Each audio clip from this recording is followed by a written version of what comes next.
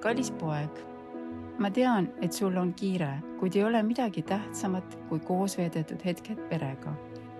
Ootan sind koju ja loodan, et saame jõulud veeta koos nagu vanasti.